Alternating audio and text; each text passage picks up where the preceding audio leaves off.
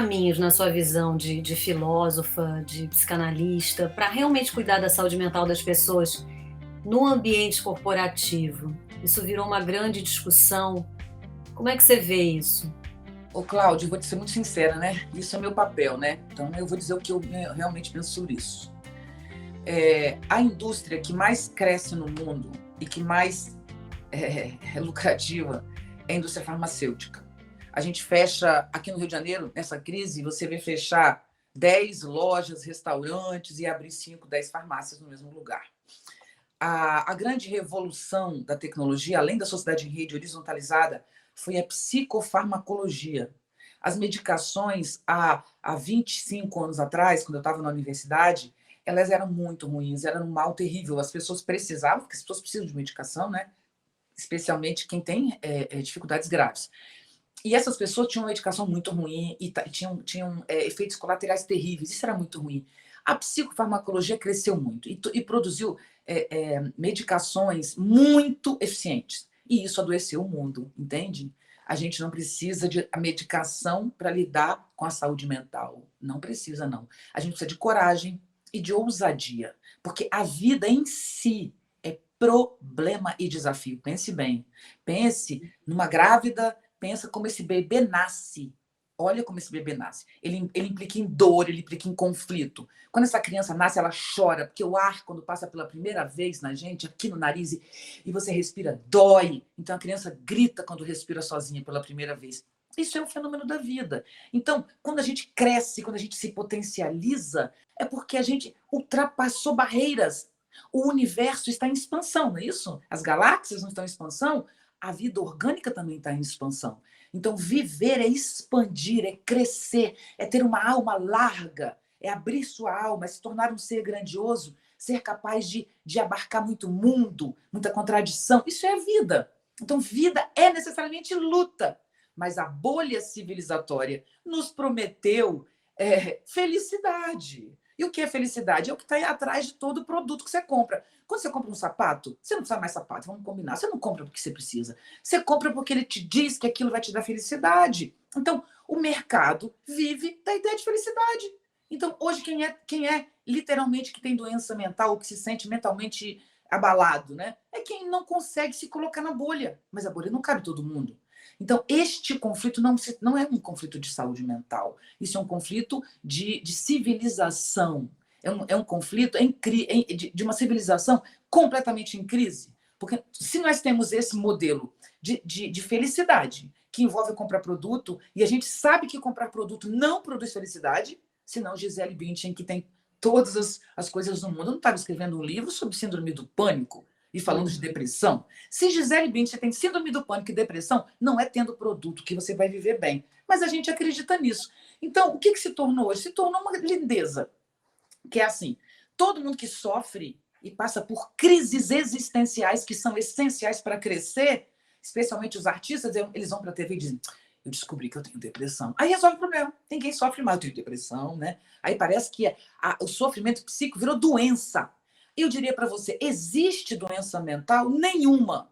Nenhuma. Estude Michel Foucault. Eu estou usando Michel Foucault, História da Loucura, né? Não existe doença mental. Isso é uma palavra torta. Existe diferença psíquica. Algumas pessoas têm certos modelos psíquicos que não se enquadram e sofrem muito e precisam de medicação. Tem outras cuja diferença psíquica, como é o meu caso, te torna uma pessoa famosa. Foi uma doença mental que me trouxe onde eu estou. Eu sou poeta, tenho uma sensibilidade exacerbada, mas a minha sensibilidade, felizmente, vem de uma família que gostava de arte. E eu transformo minha dor em poesia, em fala, em pensamento. Então, a grande questão hoje da doença mental é diagnosticar tristeza como depressão. Isso é grave, porque a pessoa fica doente quando ela ganha um diagnóstico de doença. A outra é o uso indiscriminado de medicação psiquiátrica para dar conta da dor. Dor e sofrimento são próprios da vida. Isso não é uma doença, entende? Então, o que seria a solução, que é a tua pergunta? Numa empresa, eu trabalho já com as empresas sobre isso, mas no momento eu trabalho muito com educação, por causa da pandemia, né? Os sistemas de educação privados e públicos, né? O que a gente fala? A gente fala o seguinte: se você entrar numa escola hoje, numa empresa, se você quer estar bem e fazer as pessoas trabalharem mesmo, que é o que você precisa, e produzirem, que é o que você precisa, você tem uma atitude política. Produz alegria. Produz alegria. Não procure medicação. Tente. Claro, se você precisa mesmo, tem uma hora que você pode procurar medicação, e elas são boas, mas evite. Tente produzir alegria. Descubra como você se sente no mundo, o que te alimenta, o que te enfraquece. Isso produz saúde mental. Arte também é essencial para produzir. Finalmente, não se deve lutar contra a doença mental, deve-se produzir saúde mental. É isso que a gente tem que fazer no mundo. Você acredita num processo genuíno de transformação do ambiente de trabalho das empresas? Completamente. Porque elas estão, né, buscando um equilíbrio maior, buscando transformar seus ambientes. Você acredita nisso? Acredito piamente. Inclusive, eu já trabalhei com as maiores empresas do Brasil nesses últimos 20 anos. Né? Meu trabalho não é internacional, eu também não falo bem inglês, mas no Brasil eu conheço tudo. De todas as empresas, trabalhei com todas. Então, todas não, mas as grandes sim. E a gente tem muitas variações de empresas no Brasil, muitas. Você tem empresas que têm um tipo de relação mais aberta. Por exemplo, algumas empresas que eu acompanhei bem de perto aqui no Brasil, algumas multinacionais, inclusive, mas que estão no Brasil, né, mudaram radicalmente o seu ambiente de trabalho. Então, tem empresas em que você tem pontos de trabalho, mesas, onde você liga o teu laptop, mas o teu trabalho é o teu laptop. Então, quando você chega, você senta onde está vazio. Você não tem uma mesa própria, entende? Isso faz com que todos os colaboradores circulem. Então, você sempre está trabalhando com alguém diferente. Eu cheguei nessa empresa, que eu não vou dizer o nome, mas eu cheguei lá para trabalhar, para fazer uma palestra, exatamente para o primeiro time, os líderes dessa empresa. E eu encontrei um senhor no corredor batendo papo, e ele era o presidente da empresa, o CEO. E ele marcou comigo uma reunião na sala de reunião, porque nem ele tinha exatamente um ponto fixo para trabalhar. Então, muito interessante. Tem pontos nessa empresa, o visual é muito legal, as conexões físicas, é tudo muito aberto, e você encontra em todos os lugares sanduíche, café, coisinhas agradáveis, as pessoas trabalham rindo, convivendo, sabe? E é incrível. Isso leva à inovação, isso é um novo mundo. Essa empresa que eu estou citando, ela literalmente, fisicamente, construiu um modelo de gestão horizontalizado. Isso é muito difícil, né? Mas é o que a gente está lutando. Tem diferença, muita diferença. E se você está ouvindo a gente e você está numa empresa, eu diria para você, o que é essencial para que essa empresa seja contemporânea, ou seja, para que ela se mantenha no mercado, né? Que é o que a gente quer numa empresa, para que ela seja contemporânea e lide com os desafios contemporâneos sem ser destruída por esses desafios, é construir modelos horizontalizados de gestão, onde quem, bem ao pé da letra, quem manda e quem obedece continua existindo. Tá? Isso não quer dizer que não existe quem está acima e quem está abaixo. Não. Só que quando você produz uma horizontalidade, há uma mobilidade de posicionamento dependendo das questões apresentadas. Então, dependendo do que a gente está discutindo, o rapaz da portaria é mais importante do que o gerente de um determinado negócio, entendeu? Então, isso faz com que todo mundo, de alguma maneira, tenha importância e trabalhe. Isso existe? Existe em muitas empresas. O Brasil tem inovações incríveis. Eu já participei de coisas de ficar comovida em empresas brasileiras, acredito mesmo. Eu te perguntei isso porque, ao mesmo tempo em que a gente percebe que o trabalho foi flexibilizado, que as empresas estão mais preocupadas com isso, nunca houve tantas pessoas como hoje estressadas, com burnout. Tem um fenômeno global acontecendo, mas isso eu acho até que é um outro assunto, que tem mais a ver com propósito, com sentido, que é uma demissão, eles até deram um nome, The Great Resignation, por um fenômeno de demissão de pessoas sênior, que não são necessariamente não os millennials e as novas gerações, que a gente sabe que não querem entrar nesse sistema tradicional de trabalho, mais aqueles contratos mais draconianos que sempre existiram, né, e estão buscando outras coisas e outros caminhos, mas são profissionais já estabelecidos e que estão pedindo demissão e saindo porque não estão encontrando mais sentido naquilo, né, no excesso de trabalho, no excesso de horas, no desequilíbrio com a vida pessoal. Então, assim, por outro lado, também a gente vive a questão da precarização do trabalho, as grandes empresas da chamada nova economia, que pelo manto da sob o manto da flexibilização e da independência, do empreendedorismo de cada um, no fundo está explorando as pessoas, né, e está tolhindo as suas possibilidades de crescer e de se, né, se desenvolver, mantendo as pessoas num nível de pobreza e de dificuldade. Quer dizer, como é que você vê esses contrastes que ainda existem no É nosso que a mundo? questão, a gente não pode mais segmentar os temas, né? Então, nós não temos problemas com empresas, ou com a vida pessoal, ou com o meio ambiente. Nós temos uma civilização que desaba na nossa cabeça, né? Nós temos uma exaustão ambiental gravíssima que nos levou à pandemia, porque nós destruímos os biomas, os ecossistemas, e os humanos são como os animais que estão dominando a Terra. A gente tem 7 bilhões e 800 milhões de pessoas no mundo ocupando a superfície da Terra e destruindo a sua camada de verde, né? Então, isso nos tornou hospedeiro de vírus.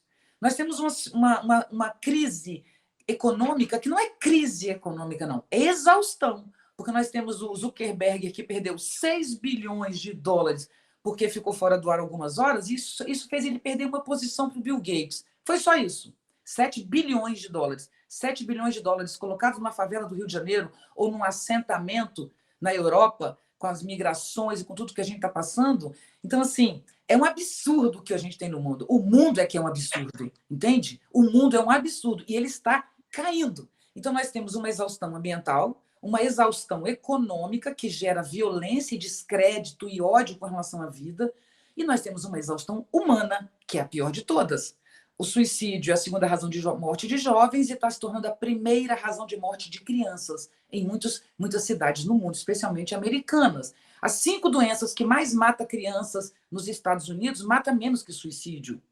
Então, nós temos uma humanidade exaurida pela própria civilização. Mas a gente adora apontar culpado. A culpa é da empresa que nos. Não, a gente tem esse sistema de fragmentação do trabalho e de exploração. Você tem absoluta razão em tudo que você falou. Absoluta razão.